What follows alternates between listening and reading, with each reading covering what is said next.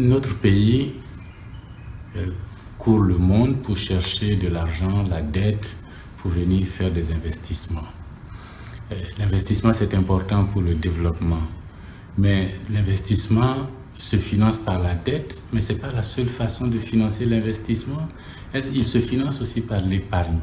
C'est parce que notre épargne nationale, épargne domestique, épargne des populations ivoiriennes est faible que nous sommes obligés d'aller chercher l'épargne ailleurs.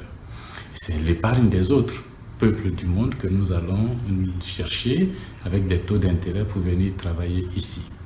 Et lorsque nous travaillons avec ça, il faut rembourser cette dette-là et ça coûte cher.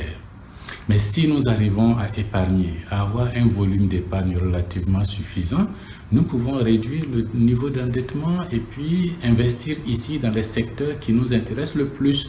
Parce que la dette, la plupart du temps, est liée. Et très souvent, c'est l'État lui seul qui utilise cette dette-là pour faire des investissements. Et son action provoque des taux d'intérêt tels qu'il n'y a que lui qui soit capable d'aller ramasser l'épargne qui se trouve dans les banques avec les emprunts obligataires. Vous voyez ça tout le temps. C'est comme si le gouvernement évinçait le secteur privé de l'investissement. Alors, il y a une proposition simple. C'est de dire que nous allons utiliser les retraites des travailleurs, c'est-à-dire que l'argent que chaque travailleur met à côté en prévision de sa retraite, il commence à travailler à 25 ans, à 30 ans, et puis il va à la retraite à 60 ans, 65 ans. Il a 30 ans de vie active. Chaque mois, il met à côté de l'argent pour sa retraite. Et puis, au moment où il arrive 30 ans après sa retraite, il a un bon paquet d'argent. Sur les 30 ans ou les 25 ans, cet argent n'est pas utilisé. Mais si 2 millions de gens, 3 millions de gens qui travaillent, qui ont des activités, mettent un peu d'argent de côté, ça fait un volume extraordinaire de fonds. Et ces fonds-là vont permettre à ceux qui ont envie d'investir d'avoir accès facilement à du capital.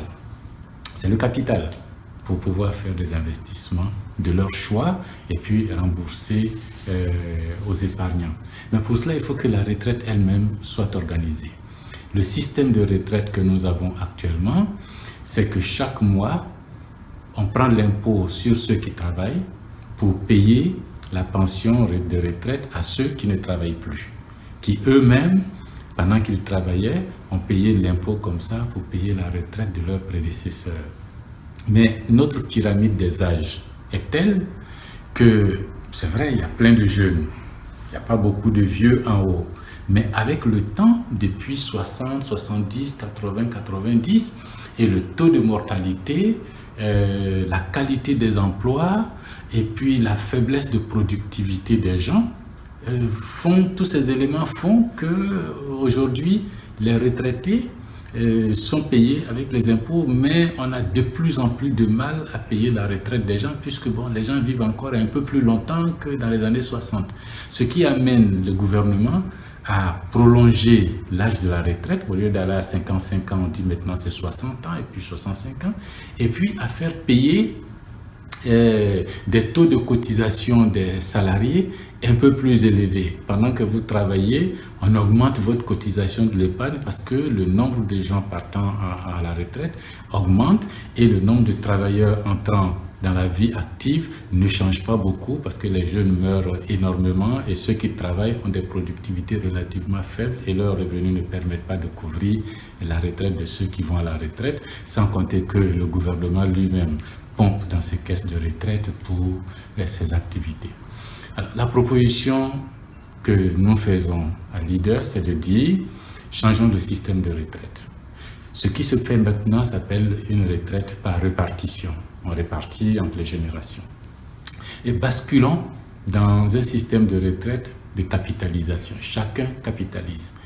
Au lieu de couper l'impôt chaque mois pour payer les retraités, on donne la possibilité à chaque Ivoirien, à chaque travailleur, à chaque salarié de constituer sa propre épargne.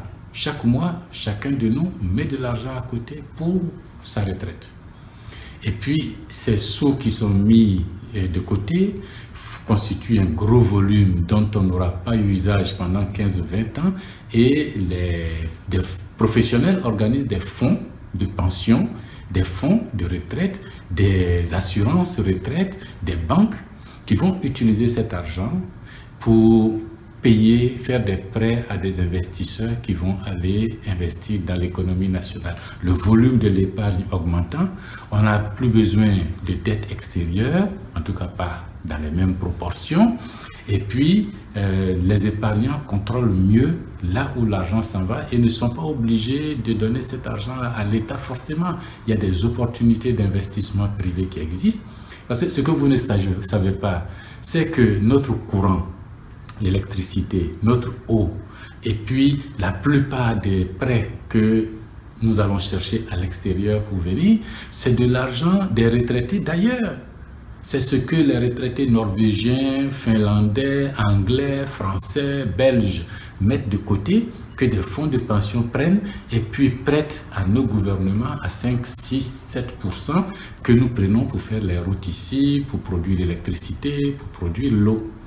Mais si les revenus de cette épargne rémunèrent les propriétaires de l'épargne, ça veut dire que cette activité d'épargne et d'investissement compte et ça rapporte.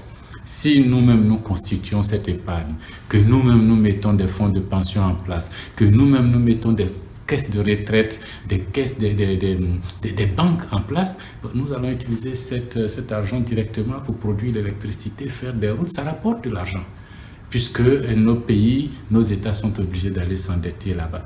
Peut-être même qu'on aura tellement d'épargne qu'on pourra prêter à d'autres États dans le monde, acheter des bons du trésor américain, japonais, pour constituer l'argent. Et puis le retraité, une fois qu'il prend sa retraite, c'est son argent, c'est à lui de définir combien de francs il veut par mois comme retraite. On lui payera ça. Et même s'il décède, l'argent qui est là-bas ne disparaît pas comme dans le système où on dit que l'épouse peut bénéficier après un certain âge. Tout ça, c'est compliqué.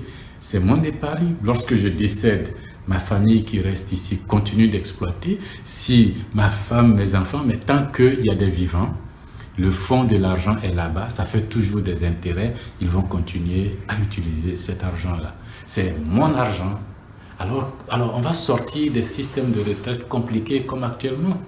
Alors, vous allez me dire que mais nous sommes dans un système, comment est-ce qu'on fait pour passer dans l'autre? Mais on va aller progressivement.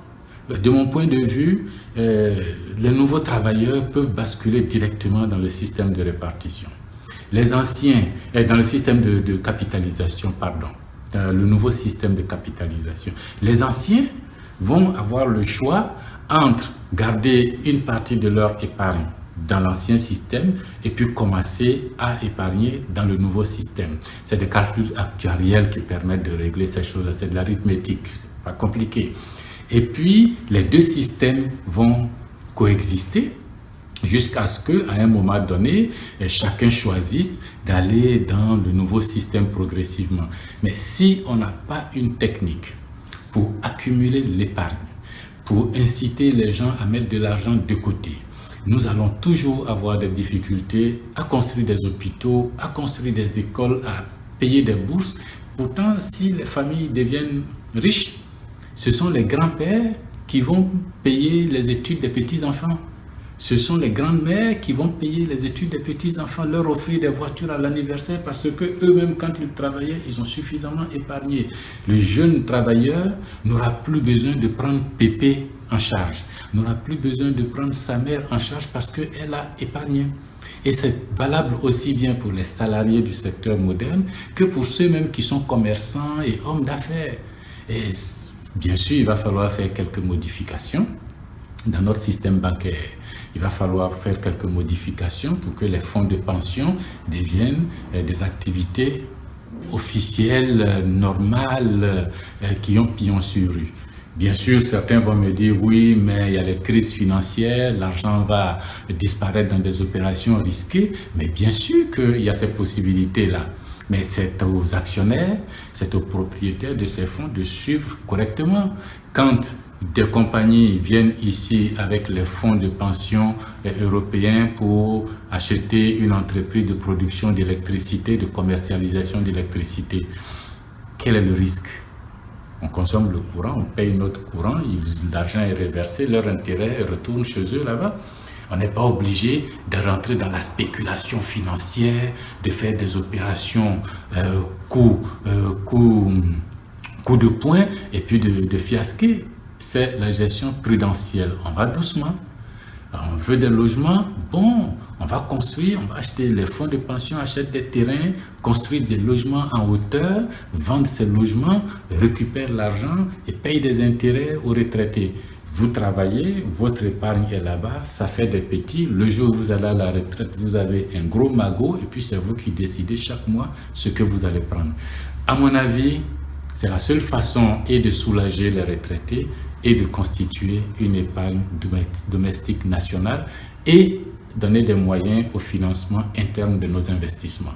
Ce ne sont pas des vœux pieux, parce que quand on dit « ouais, mais il faut que nous aussi on investisse, il faut que nous aussi on épargne », mais il faut avoir une technique pour accumuler l'épargne, une technique pour mettre cette épargne à la disposition des investisseurs, mais ça demande des réformes du système bancaire, ça c'est sûr.